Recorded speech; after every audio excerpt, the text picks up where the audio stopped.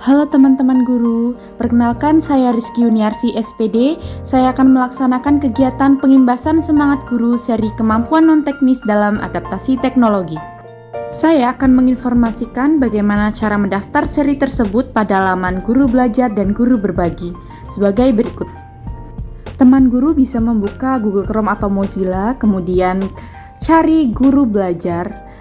Pada laman Guru Belajar, tertera Ayo Guru Belajar dan Ayo Guru Berbagi. Kita pilih yang Ayo Guru Belajar. Pada laman tersebut terdapat beberapa seri. Saya mengikuti seri Semangat Guru. Nah, kita dapat melaksanakannya dengan cara pertama login atau masuk. Kemudian teman guru bisa login dengan username dan password SIM PKB. Kemudian kita pilih seri yang Semangat Guru. Klik selengkapnya. Pada seri tersebut, alhamdulillah saya sudah melaksanakannya hingga 100%, kemudian saya akan melaksanakan pengimbasan. Saya akan menjelaskan tujuan serta apa saja yang akan kita pelajari pada seri tersebut. Tujuannya yaitu mengintegrasikan teknologi dan kemampuan non-teknis ke dalam kelas, dapat menginspirasi, kolaborasi, komunikasi, pemikiran kritis, dan kreativitas sehingga hasil kegiatan belajar mengajar lebih jitu dan berdampak besar. Ada 6 pelajaran dalam seri pembelajaran ini. Yang pertama, tangguh dan teknologi. Yang kedua, berpikir kritis dan teknologi. Yang ketiga, konten dan teknik penceritaan. Yang keempat, komunikasi efektif. Yang kelima, penerapan kelas campuran. Dan yang keenam, kolaborasi dan dampaknya. Saya akan menjelaskannya, simak sebagai berikut. Resiliensi. Apa itu resiliensi? Resiliensi atau resilience atau sama dengan istilah lenting, yaitu kemampuan seseorang untuk bangkit setiap kali mengalami desakan kemunduran atau bahkan kegagalan. SAMR. SAMR adalah suatu kerangka yang mengilustrasikan tingkat kematangan seseorang memanfaatkan teknologi dalam pembelajaran. Hubungan SAMR dengan resiliensi adalah mengetahui SAMR memberikan gambaran kita harus seberapa resilient. SAMR kepanjangan dari S. Substitution, A. Augmentation, M. Modification, dan R. Redefinition. Tantangannya, jika unggul maka dijadikan tenaga untuk semakin melaju, dan jika ketinggalan maka dianggap sebagai suatu yang wajar dan saatnya untuk mengatur tenaga untuk mengejar. Berpikir kritis. Setiap orang mampu berpikir kritis, namun untuk menjadi terampil, berpikir kritis dilatih dan dipraktekkan setiap saat.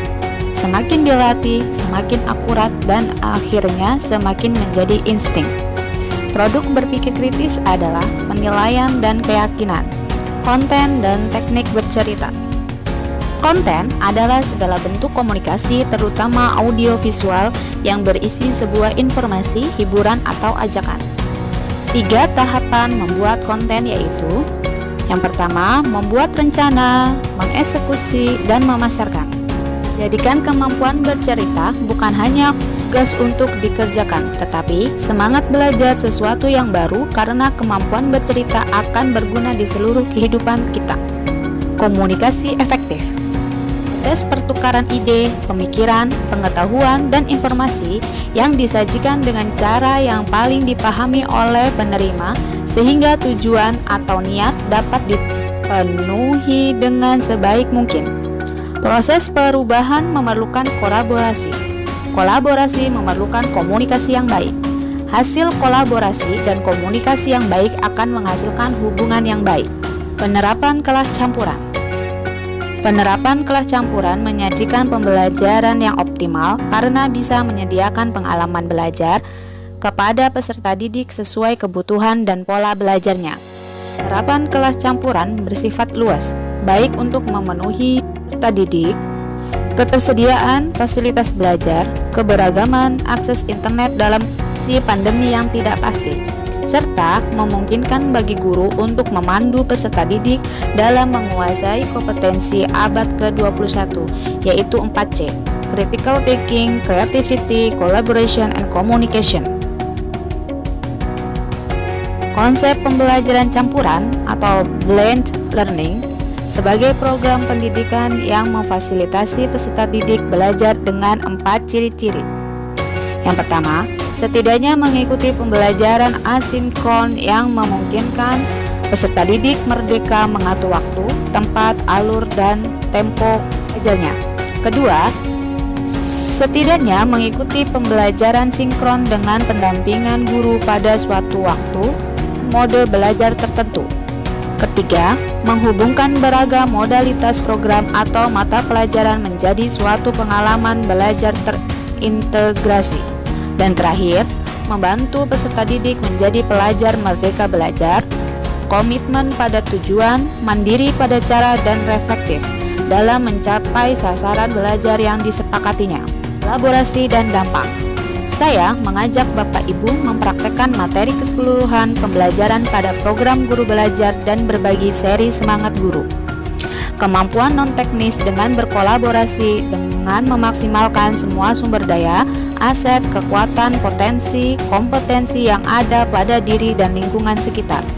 Terakhir, sebagai usaha bersama dampak materi demi meningkatkan layanan pembelajaran kepada peserta didik sehingga kualitas pendidikan Indonesia semakin maju. Sekian dari penjelasan saya. Ayo segera daftarkan diri Bapak Ibu untuk mengikuti program Guru Belajar dan berbagi seri Semangat Guru. Salam guru hebat.